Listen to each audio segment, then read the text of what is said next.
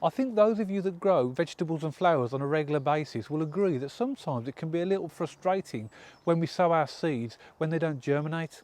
And there are various reasons for that, but in this video I'm going to show you a really quick and simple method to help improve the success rates to help germinate your seeds. And all you'll need is three simple, readily available things: a piece of kitchen towel, a plastic bag with a ziplock or a closer on the top, and some seeds. You'll find the method really simple, and at the end of the video I'll show you some of the seeds I've germinated using this method and show you how to pop them on. So if you do like this video, don't forget to give it the thumbs up, and if you want to subscribe to the channel for future videos on how to sow and grow fruit and vegetables and a few recipe ideas, then don't forget to press the subscribe button. Now for this method, all we're trying to do is get the seeds to start their initial germination. As soon as we see that, we'll transfer them to soil. And that then may raise the question, well, why bother doing this at all? Why not just put them in soil in the first place? Well, there are some advantages and disadvantages to both. Of course, if you put them straight into soil and they germinate, absolutely fine. But when the seeds are covered in soil, you have no way of seeing whether they will have germinated or not. And the only way you're going to find out whether your seeds have germinated or not in soil is when they start to penetrate through the soil, or not at all, clearly, when they haven't germinated. So therefore, you've got no way of seeing them. But with this method, you can look into the bags and you can see when they're starting to sprout. So it's much more visible and easier to see. So that's the first difference between the two methods. And you could argue that with this paper towel method, it adds an extra stage into the process, in as much as when the seeds have germinated, you then have to eventually put them into soil. But at least you know when you're putting them in the soil that the seeds have already germinated. So your success rate is going to be higher in relation to the comparison between planting them in soil, because you're only going to put seeds into the soil that you've seen have germinated. So therefore it can give you confidence that the seeds that you're going to put from this method into the soil have a very good chance of growing because they've already germinated. So the fantastic thing about this method of seed germination, it requires very few things and they're all cheap and accessible. The first thing that you're going to need is kitchen roll. So this is your standard kitchen paper towel, and you'll just take off a square for each seed that you want to germinate. You'll need some of these ziplock bags. So these are the plastic food or freezer bags, and these have the zip that can open and close the bag. You'll also need some labels. So I have a pre-prepared plant label for the seeds that I will be demonstrating today. Also a bottle of water, and it's best for this particular method to have a spray nozzle on the end. And you'll see why when I'm doing the demonstration. And clearly you're going to need seeds. But this method will work whether it's flower seeds or herbs or vegetables. It works for all types of seeds of all sizes. So what we'll start off doing is take a single sheet of the kitchen towel and then we'll fold it in half, just once. And then what we'll do is give it a light spray of water through the nozzle, just to dampen it. Then what we'll do is we'll take our seeds. In this case, I'm going to start off with French bean seeds. And these are seeds that I took from my crop last year. And we're going to place them on just one side of the paper towel. And with the larger seeds, you can, because of their size, you can separate them out to give them a little bit of space. Now if you want to germinate more, I'm just doing this for demonstration purposes, you can use a bigger sheet of paper towel and use more seeds. What we'll do then is fold it over another time, and then we'll give it another spray with water. Now we're not trying to saturate the seeds, we just want to get them wet. And then what we end up with is your seeds in the paper towel, and you can see them through there. The next thing we're going to do is take our Ziploc bag, open up the zip or the top of it, and we're going to put our seeds inside the bag. There we go.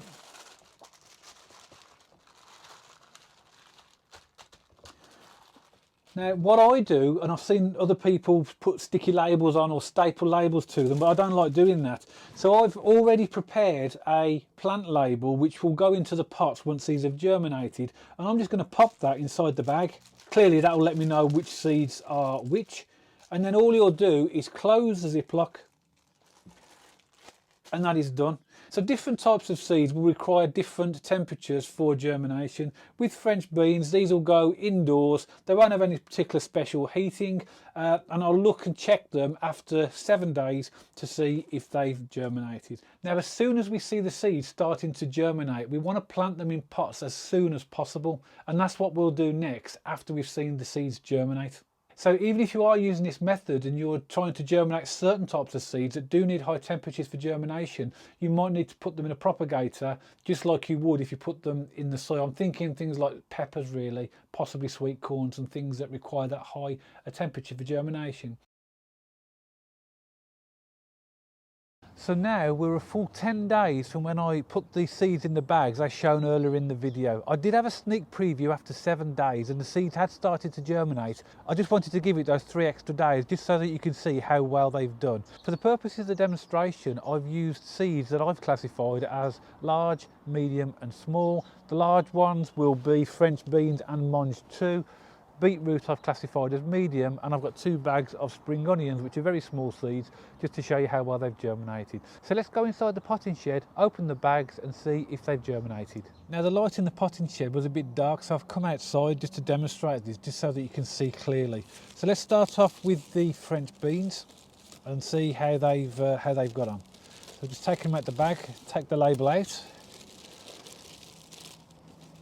One's came out the tissue, which is in the wow, I don't know if you can see those on the camera. Let's just take this one out here that's in the bag, and if I bring those a little bit closer to the camera, you can see that they've well germinated. This one here has particularly germinated, that's even got roots on it, so that's fantastic.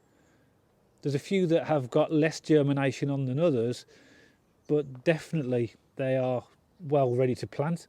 So we'll put them to one side. Next we'll have a look at the Mangetout. So we'll open the bag, take out the label and just take out the tissue, and then we'll open up these. Now these are round seeds, so these have a tendency to roll. Oh wow, you can see those as well. They've germinated really nicely as well. So the French beans and the Mangetout, which are also the same with peas, are classified as the large seeds, and as you can see, after 10 days they've germinated really well. Now I'm going to open the bag for what I've classified as the medium seeds, and these are beetroots. So let's open up and see how these have got on. Take the tissue out. Okay, and then we'll just open up the tissue, and straight away you can see they've even got some leaves on some of these. Oh my word, I'm really surprised at how much they've germinated, and if you can see that in the camera.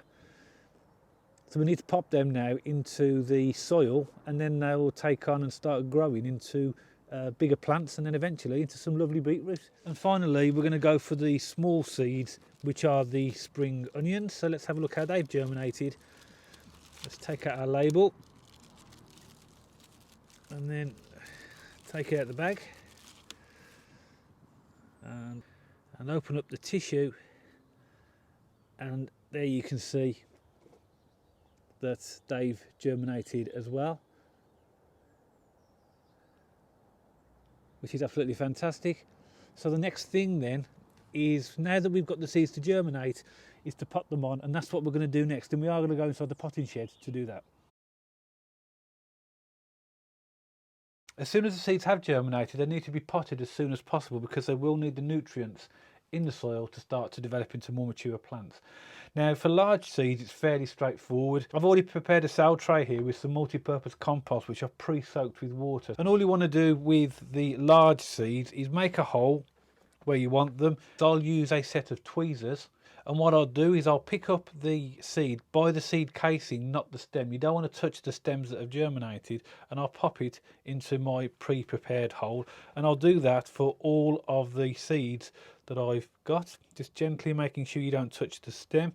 For a depth for these types of seeds, you want to do it twice the depth of the seed itself. Realistically, these seeds are large enough to pick up with your hands, and the final one will go in there. So now that all the seeds are in, we'll just give it a very light dusting of multi-purpose compost just to fill those holes, give it a bit of a compact, and then we'll place our label in there, which has got the date of the original date that the seeds were sown inside the bags. Give that a bit of water, and that's it, job done. So that's for your large seeds. Now for the medium-sized seeds, the beetroot, you could realistically use tweezers for these, but I'm just going to randomly scatter these on top of the cell tray and just try and shake them off just gently without touching them. And what we can do as well is spray them. You may get one or two that get attached to the tissue itself, and you might lose a few, but there's so many in there already. And what I'll do now is I'll just cover that in multi-purpose compost, and knowing that they've actually got a good scattering over the surface, let's just get a bit of multi-purpose on top of these. The key thing about this is that you don't really want to handle the seeds at all once they've germinated. Add our label in, put a bit of water on there, and they'll be good to go. So once they get large enough, we will then see how they've germinated, and we may need to thin them out one more time into individual pots or cells, and they'll eventually be ready for transplanting out. And finally we have our small seeds, which are clearly going to be too small to use for tweezers, so it's just a case of putting them into the pot just by gently agitating the tissue, just so that they actually fall in. And just even shake them off. Most of them will come off if you shake them. And just, you don't really too worried about where they're going to land. You may lose a few. You could almost gently, just caressing them, just encourage them into the pots. If they're really small seeds as well, what you can do to get the last few off is just give them a soaking of water, and the seeds will fall into the pot. Again, we'll give that a covering of the compost, add our label, and another lot of water. And there we have it. So we've got our seeds now all planted in the soil after they've germinated. So as you can see, that method is pretty simple, and it's an excellent way of almost guaranteeing germination of the seeds that you put into the soil, because as you've seen, by the time you put them into the soil, you know they've already germinated. So if you've never tried this method before yourselves, then why not give it a go? And if you have tried it before and you've been successful, or maybe not so successful, then pop your comments in the box below and share your experience with others. I do hope you liked the video, and if you have, don't forget to give it the thumbs up. And if you want to subscribe to the channel for future videos on how to sow and grow fruit and veg, and 1 or 2 recipe ideas, don't forget to press the subscribe button. And I'll see you all on the next video.